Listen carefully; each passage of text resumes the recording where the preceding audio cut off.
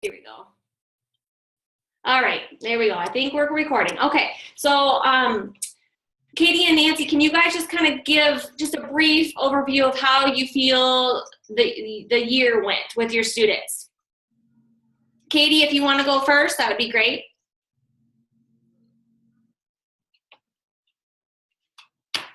I didn't really see any big changes from last year. I had less students, I don't know.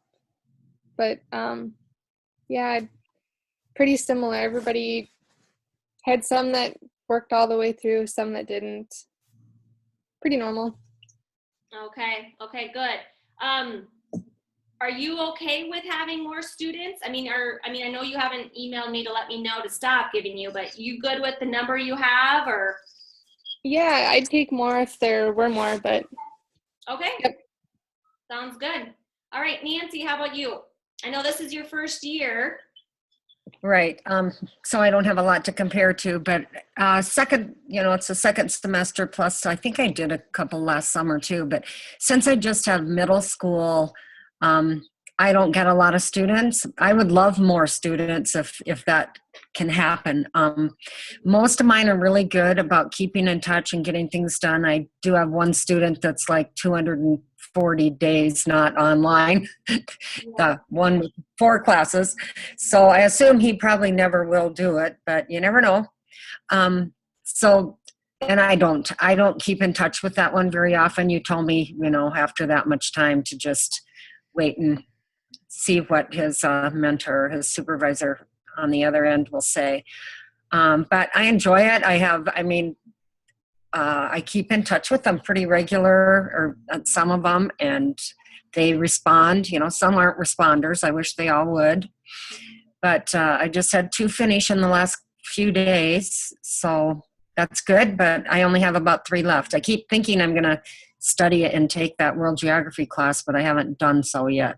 I'm supervising some student teachers, so I'm finishing that up.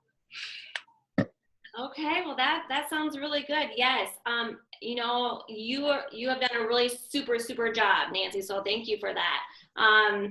Like I said, kind of when we first had our conversations, that we don't get a whole lot of middle school students, but the ones that we do, I will definitely push them your way. So in this year, actually, I've seen more middle school students than we've had in the past. So hopefully maybe that'll keep, increasing and going up. But yeah, those students that, haven't been in for that many days, yeah, you kind of have to push back a little bit and not put so much of your time in with them, because yeah, they're probably most likely not going to do anything, not going to, complete. And yeah, just kind of wait for their mentor or the district to kind of reach out to us or you and kind of let us know what's going on with that student. But yeah, overall, you both have been doing a super job. So I want to thank you guys for that. So let's just go ahead then and get started with the agenda. Here underneath 2A is just kind of the same information that I give to you guys every month. Just about Edgenuity, the daily progress, keeping up with your students on a daily basis, checking in on them, making sure you're sending completions within, a day or a couple days after they complete. Email me the grade with the student name, the percentage of the course name. Turn vouchers in 25th of each month. I know all the teachers do it differently, so whatever works for you is fine. If you want to send those vouchers in right away as soon as a student completes, that's great. If you want to wait till the 25th of each month, that is fine too. Just make sure when you're getting those, when I'm sending you new students, you're sending welcome emails to them, making sure you're kind of building that relationship with them to start off with, to make sure that they know that you're there for them with any questions or concerns that they may have. And make sure you're responding to those emails within 24 hours as well. That's one thing that I always think that we can kind of improve on, is that communication. And I know students are bad at that on their end as well. I know some are good communicators and some aren't, and that's a tough part. That's a tough situation there when they don't respond back. So, but just make sure you're doing your job and getting to those emails. Also, if you're going to be gone on a vacation, or if you have maybe you're pregnant, you're gonna have a baby, or you have surgery or something, you're gonna be kind of away from your computer for a while, make sure you're letting your students know. Also let me know, and I can also help you out in any way that I can. If you need me to check in on your students or do anything like that, I certainly can do that. So, but just make sure you're letting your students know that, so that they're not like, oh, she's not responding to me, what's going on? So that way they know, and can just wait until you get back, or know that you're gonna be a couple days before you get back to them.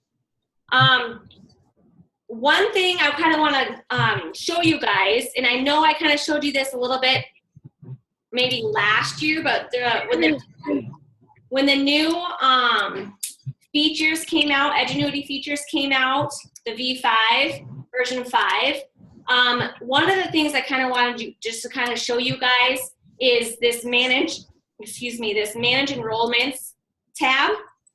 This is another way that you guys can kind of check in on your students. You don't always have to look at the dashboard. This is can take place of the dashboard sometimes.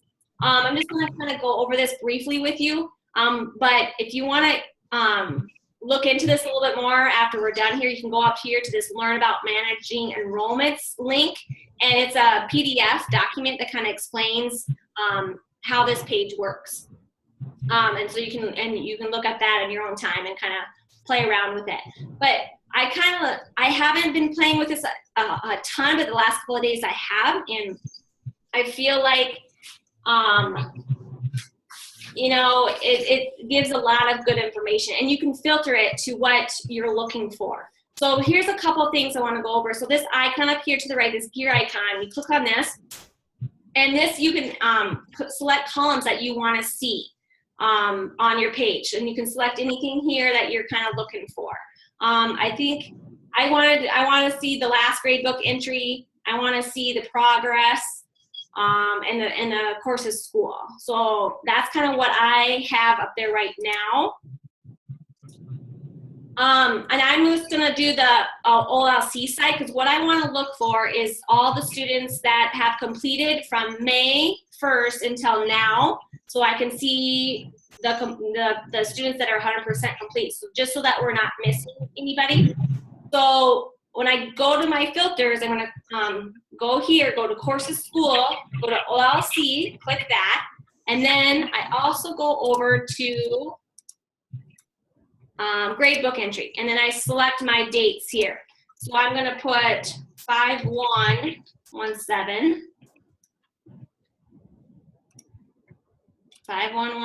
to 510, and I'm gonna click apply, and then those are gonna pop up, and it's gonna show me all of the students that have completed. And you wanna click this tab up here to the right. That's gonna give us full screen so we can see all of the information here, okay? So these are gonna be all the students that have completed. Let's see, progress. Oh, I gotta do one more filter, sorry. Here's another filter I need to do. I need to do progress.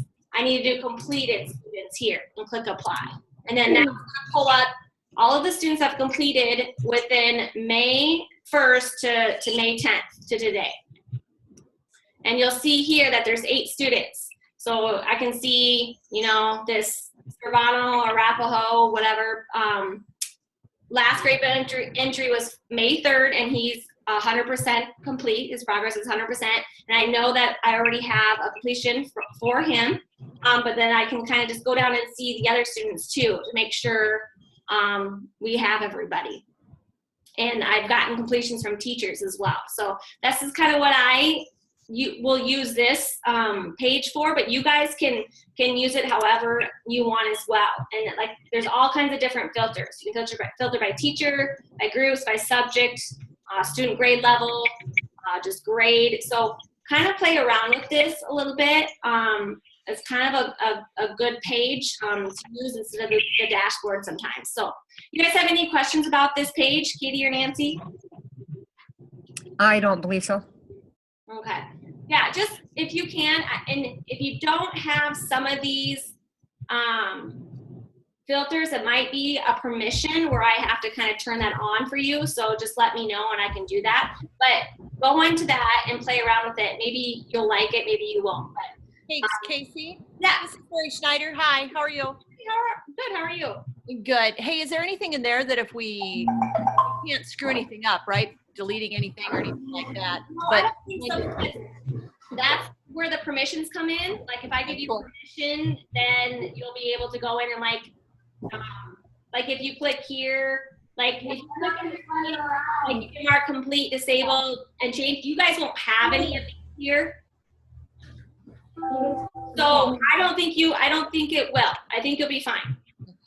In my next question, I'll play with this later too, but maybe you'll know the answer right away. So if we filter by teacher, is that like teacher of the course or teacher who is their advisor person? Yeah, so teacher of the course. Awesome. Yep, teacher of the course. Nice. So, good yeah. feature. Yeah. Yeah, like I said, I haven't played around with it a whole lot myself, but yeah, it should be the teacher of the course, because here's some teachers that pull up here. So, and if your name doesn't show up, let me know, and maybe I need to do something on my end to get this here. Well, Jeff's in it right now, and we don't have that particular option, the manage, what is it, manage enrollments? Okay. I'll look into that. I'll make sure all of our teachers have access to that. Cool beans. Thank you. Yep.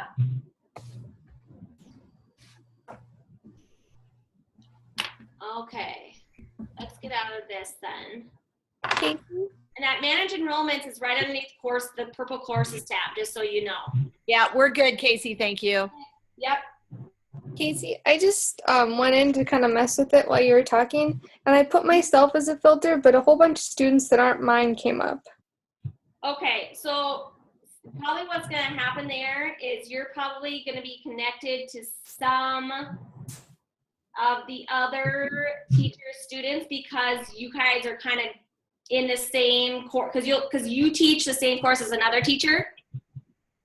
Now, did you go underneath user groups? You went underneath groups, you said? Or what did you go to, Katie?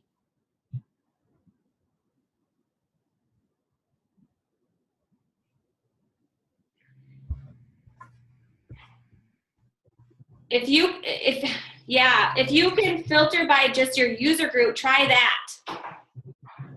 If that's in there.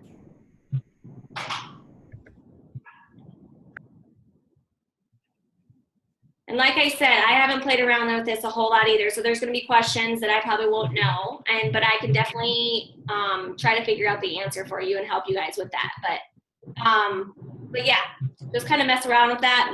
Just shoot me some questions if you have anything, and I'll find the answer for you. Yeah, the problem with the user group is it keeps everybody that was like an old student that's now otherwise gone in my dashboard, but they're back in this. Then you might need to do more filters. Like if you want to try to get rid of those students, maybe it's the date, start and target date you can use. I think that's on there. Start and target date is right here. You could enter those dates here if you want to just look up specific students for 16-17 registration year. So maybe you might have to use a few more filters to kind of narrow that down. Okay, that makes sense. Okay. I've went over the dashboard many times, so you guys should all know what's going on there. So if you have any questions about that, let me know. Let's go back to our agenda. Pull that up. Okay. Anybody have any other questions about the information on 2A? Okay, let's move on to 2B. We mentioned this last month. The 16-17 registration year will come to a close on June 1st, and that's coming up. And the 17-18 registration year has already opened, and we are currently accepting registrations for that year. And we do have around 33 total registrations in Blackboard and Edgenuity so far. And actually that number has increased since then. This week we've gotten quite a few as well. So it's good. We're continuing to get those registrations. And And yeah, so hopefully we'll get a lot more for next year. And I just kind of wanted to let you guys know this year so far, we have around 1,700 registrations so far. And that number will increase too. But June 1st, that will close, and that will be a number. We are a little bit under our total number that we were at this time last year, but it's not a huge concern for me. So we're still kind of in a good number there. 2C. Okay, this one here, I want to make sure you guys get your completions in, your vouchers in within that registration year. So if you have students that have completed or have withdrawn or their 12 months are up within this 16-17 registration year, please submit vouchers for those now and by June 1st. 16-17 is closing June 1st. So if you wait until August to send a voucher in for those students, you won't get paid. Now that's only for students that have completed, let's say have withdrawn, or let's say they started back in May of 2016 and their 12 months are up in May of 2017. Get those vouchers in for those students so we can make sure we get you guys paid within that registration year. Does that make sense? I have a question, Casey. If a student doesn't complete in their 12 months, but they've done some work, do you send a voucher in for that or no? They have to complete. No, you do send a voucher in for that. If a student doesn't complete but has done some work in their course, whether it's 1% or 20%, you still will get paid. So you can send a voucher in for that student. Okay. Yep. All right, let's go down to 2C. Just wanted to inform you guys that I'll be heading out to Ogallala, Lakota County on May 26th to do a site visit there. They have a staff meeting that day, so I'm going to head out there, talk to those, kind of see how their year went, see if they have any information for me that they want me to relate to you guys, and vice versa. So, yeah, so I'm excited about going out there to see those guys. And just so you guys know, OLC's, their virtual high school, their semester doesn't end until the end of June. I know a lot of our districts around here end in May, but they go until the end of June, and then they have graduation in July. 2E, just want to give you guys a little bit of information of what's going on with our K-5 courses. I kind of talked about this the last couple of months. We have currently went with an online curriculum provider called Accelerate Education. We have been working with them to get the courses evaluated because with the process, the state process, what we have to do for our courses in order to get new courses, we have to evaluate them and then send them off to the state to get them approved. As we have been evaluating the courses, and it would be courses in math, English, science, and social studies, some of the teachers have found some holes and gaps in the content. And so right now, this is kind of put on hold until Accelerate can kind of work on those courses and fill those gaps and holes for us. So I'm hoping that we can have an implementation for these courses in the fall of 2018. So that's kind of where we're at now with that. Let's go to 2F. Last Friday was at the South Dakota Counseling Association conference in Sioux Falls. That was in Sioux Falls on Friday, May 5th.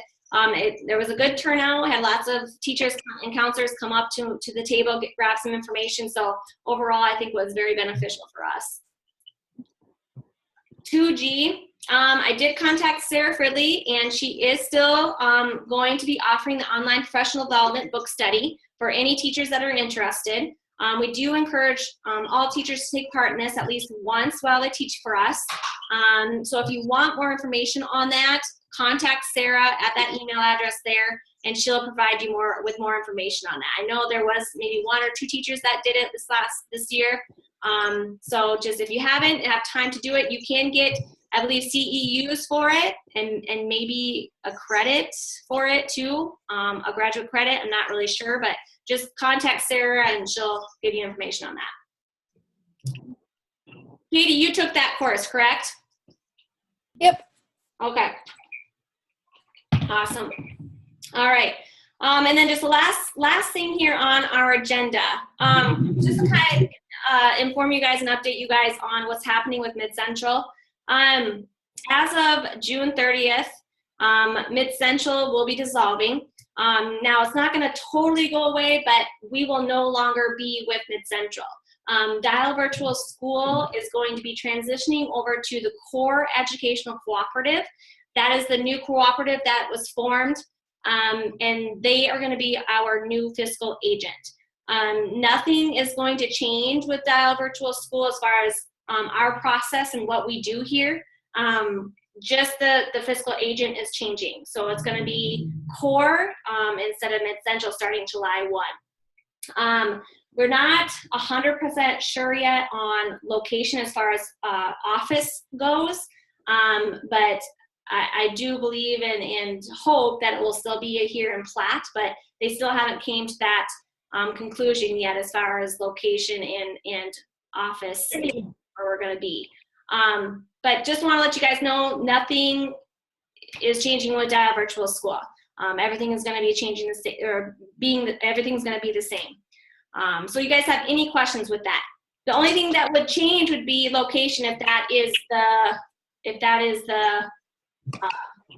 it comes down to it. If we do have to move, then that's the only thing that would change. But I will definitely keep you guys informed as we move forward here. You guys have any questions on what's going on there?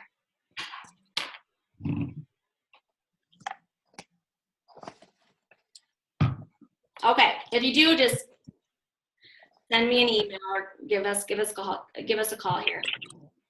Okay, that is all I have for today. So if you guys don't have any other questions or concerns or anything you want to say, I know you guys are all busy at this time of year, finishing up with your students and with the school year. So I want to tell everybody to have a great summer, and we'll see you next year.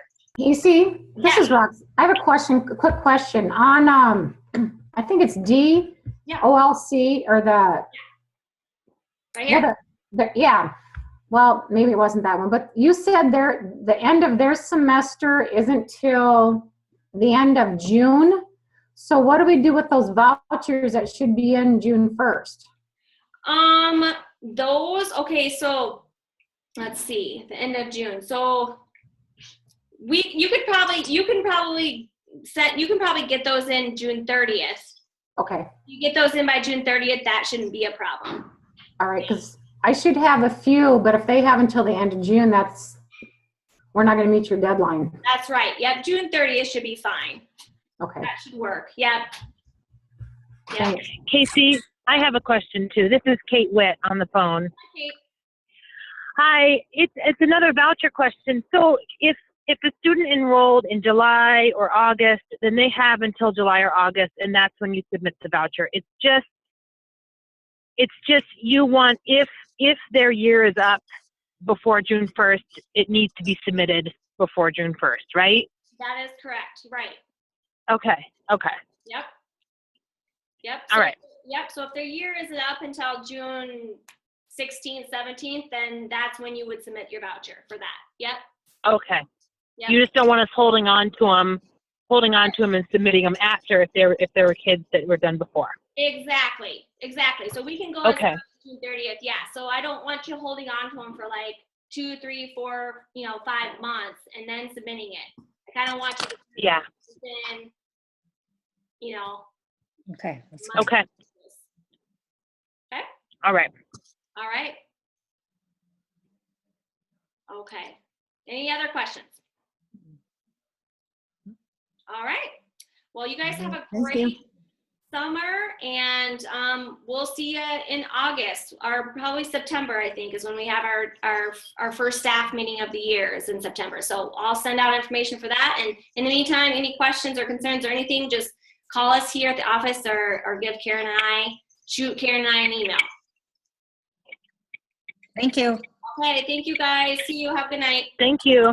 Bye-bye. everybody.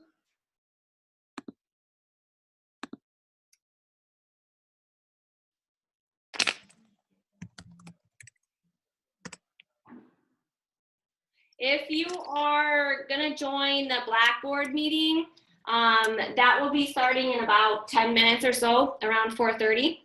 You can stay on for that. Otherwise, if you're not a Blackboard teacher, you can close out.